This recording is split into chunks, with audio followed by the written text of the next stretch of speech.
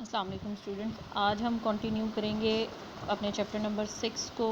उसमें आज हम देखेंगे आपकी कोर्स आउटलाइन में जो चैप्टर नंबर 6 है इसके 6.3 पॉइंट है स्टाइल ऑफ राइटिंग के आपने रिसर्च रिपोर्ट को किस स्टाइल से लिखना है, उसकी राइटिंग का क्या स्टाइल होना चाहिए। उसमें टाइप जो आप करते हैं डेफिनेटली आपने हाथ से तो नहीं लिखना होता, तो जो टाइप करते हैं उसको टाइप करने के क्या रूल होने चाहिए, उसको किस तरीके से लिखना चाहिए। तो ये इसका फॉर्मेट और स्टाइल है।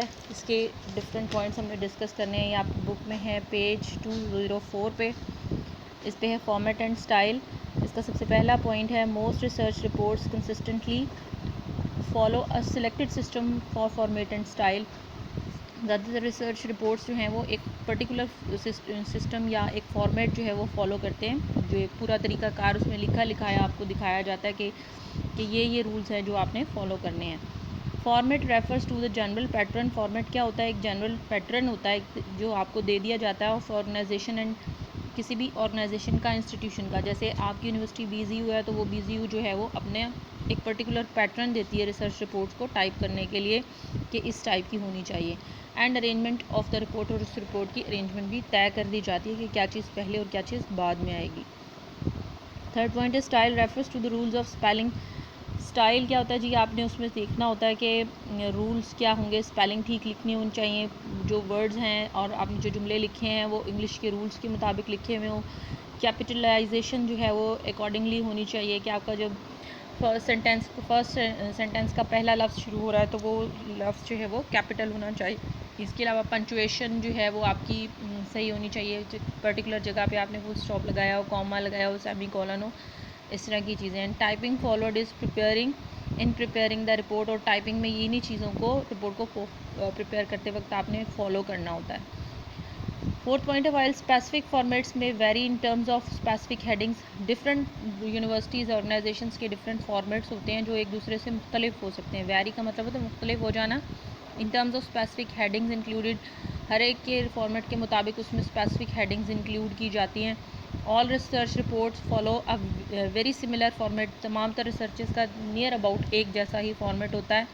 That parallel the steps involve in conducting the studies. और वो वही होते हैं स्टेप्स जो कि आपने स्टडी को कंडक्ट करने में यूज़ किए होते हैं। जैसे आप सबसे पहले जो है वो सिनॉप्सिस बनाते हैं, रिसर्च प्रपोजल बनाते हैं, तो उसमें आप सबसे पहले डिफ़ाइन करते हैं अपनी प्रॉब्लम को, फिर उसके बाद आप उसका हाइपोथेसिस लिख देते हैं, आप नेचर ऑफ़ द स्टडी बयान करते हैं, आप पॉपुलेशन बताते हैं, सैम्पल बताते हैं। तो ये सारे स्टेप्स वही हैं जो आप स्टडी को कंडक्ट करते वक्त तय करते हैं। फिफ्थ पॉइंट है most colleges, universities and professional journals either have developed their own required style manual. हर ज़्यादातर यूनिवर्सिटीज़ ने, कॉलेजेस ने अपने प्रोफेशनल जर्नल्स ने भी, जिनमें ये पब्लिश होती हैं रिसर्चेस, अपने स्टाइल्स और मैनुअल्स छापे हुए हैं। और have selected one that must be followed. और उनमें से आप सिलेक्ट कर लेते हैं कि इसमें से किसको फॉलो करना है। In addition to acquiring and studying a copy of the selected manual, आपने जो है वो जिस स्टडी मैनुअल को फॉलो करना होता है, आप उस मैनुअल की कॉपी लें और उसको फॉलो करें। It is very helpful to study several reports. इसके लिए बड़ा हेल्पफुल है कि आप ऐसी कई सारी रिपोर्ट्स उठा लें जो कि एक उसी मैनुअल के तहत लिखी गई हूँ। That have been written following the same manual, जो उस मैनुअल के तहत लिखी गई हूँ। उससे आपको जो है वो स्टडी करके अंदाज़ा हो जाता है कि आपने किस टाइप का फॉर्मेट फॉलो करना है। अच्छा जी, research report is written in past tense. ये हम पढ़ चुके हैं कि ये यूजुअली पास्ट टेंस में ही लिखी जाती हैं। And according to definite format, उनका फॉर्मेट भी डेफिनेट होता है, यानी मुख्तस सुबह किया होता है कि इसके तहत आपने रिसर्च रिपोर्ट लिखनी है। यूजुअली इंस्टीट्यूशन फॉलो मोर और less than a format of APA। ज़्यादातर इंस्टीट्यूट्स जो हैं वो जिस फॉर्मेट को फॉलो करते हैं वो है APA। ये आपके PCS के इम्तिहानात में भी सवाल पूछा जाता है, इंटरव्यूज़ में पूछा जाता है कि ज़्यादातर रिसर्च रिपोर्ट्स में हम कौन से मैनुअल्स फॉलो करते हैं। तो ज़्यादातर APA स्टाइल है। ये जी abbreviation American Psychological Association publication manual, ठीक है, ये इसका मैनुअल है, ये इसकी एब्रीवेशन है। ये जी 83 का मैनुअल के जिक्र किया है यहाँ पर। अब तो उसके बहुत सारे वर्जन आ चुके हैं, 2007, 8 और उसके बाद अब 20 तक भी कई वर्जन आ चुके हैं। आप बस ये बयान करें कि APA स्टाइल जो है वो फॉलो किया जाता है। APA स्टाइल क्या है जी? वो स्टाइल ये है जिसके तहत आपकी बुक भी लिखी हुई है। इसको भी अगर आप गौर करें तो आपको पता चल जाएगा ये है क्या। इसके रूल्स हम पढ़ लेते हैं। रूल्स ऑफ टाइपोग्राफी क्या है कि आपने टाइप करते वक्त किन रूल्स को फॉलो करना है। 205 पेज पे जी सबसे पहला रूल है a paper of good quality should be used. आप जो पेपर यूज़ करें उसकी क्वालिटी अच्छी होनी चाहिए।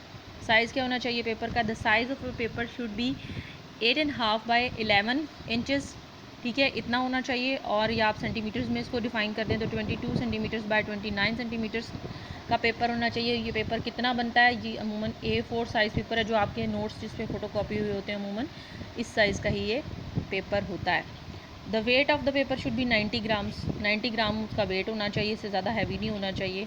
Only one side of the paper be used, जैसे आपकी बुक्स और आपकी नोट्स वगैरह आपने दोनों साइड पे बुक पेज के कॉपी कराए होते हैं, ये थीसिस में ऐसे नहीं होता। रिसर्च रिपोर्ट में आप पेपर की एक साइड पे ही प्रिंट लेते हैं, दूसरी साइड खाली होती है। All margin should be 1.5 inches top bottom left and right, जैसे आप अपनी बुक पे देख लें जी, आपकी राइट साइड पे भी 1.5 इंचज़ जगह छोड़ी हुई है, लेफ़्ट साइड पे भी, टॉप पे भी और बॉटम में भी। तो ये मार्जिन्स होते हैं साइड्स में, ये आपने छोड़नी होती है इतनी स्पेस।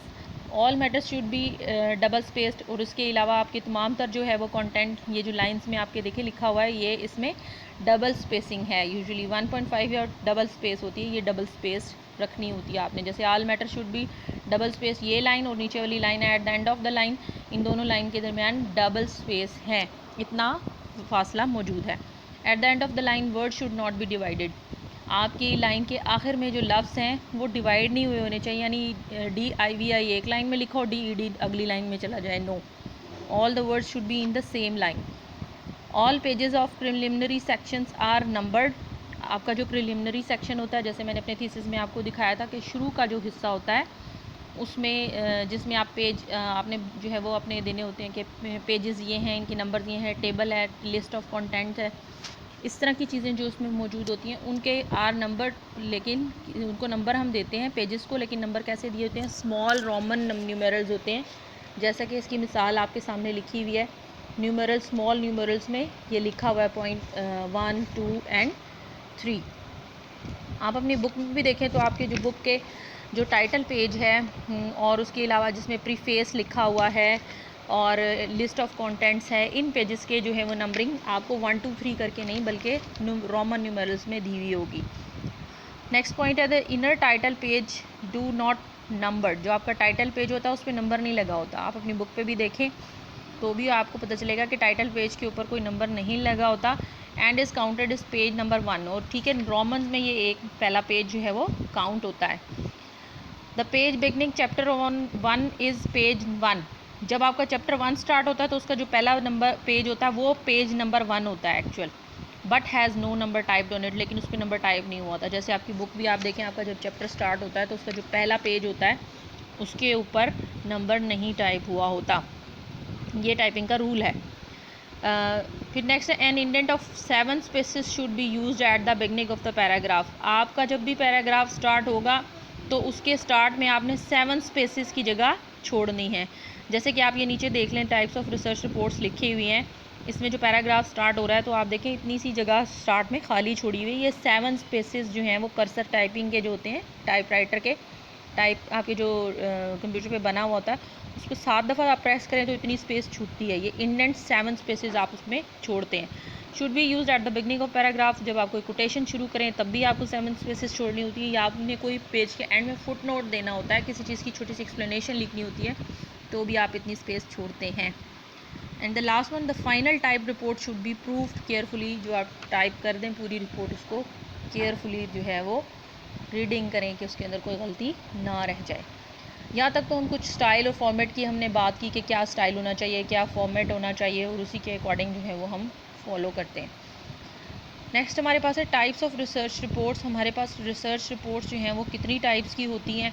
वो मेनली 3 हैं, थीसिस एंड डाइजर्शन है, जर्नल है, और इसके अलावा पेपर्स जो हैं वो हम प्रोफेशनल मीटिंग्स में प्रेजेंट करते हैं। इसमें सबसे इंपॉर्टेंट जो है वो थीसिस एंड डाइजर्शन का स्टाइल है। ये वो अमूमन वही है जो मैंने आपको अपने थीसिस में भी दिखाया था। इसकी एक्सप्लेनेशन हम देखेंगे पेज 205 के एंड पे है कि there are various types of research reports but the components of all research reports are simple.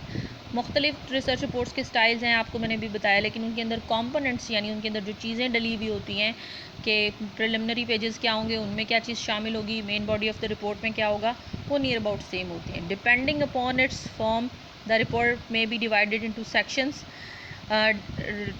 जो रिपोर्ट है इसको हम 2 या 3 सेक्शन बनाते हैं, ठीक है, but these divisions are similar in content, लेकिन इनके अंदर कंटेंट नियर अबाउट एक ही जैसा होता है। The following are different types of research report, जो हमने देखा उसमें थीसिस है, डायसेशन। थीसिस डायसेशन क्या है, जैसे मैंने अपने थीसिस की रिसर्च रिपोर्ट आपको दिखाई थी, और इसके अलावा जर्नल्स और जर्नल्स आर्टिकल में भी रिसर्च रिपोर्ट शाया होती हैं। तीसरी है पेपर्स हैं, जो कि आप प्रोफेशनल मीटिंग्स में प्रेजेंट करते हैं। इनकी डिटेल्स हम अपने इंशाल्लाह नेक्स्ट लेक्चर में पढ़ेंगे।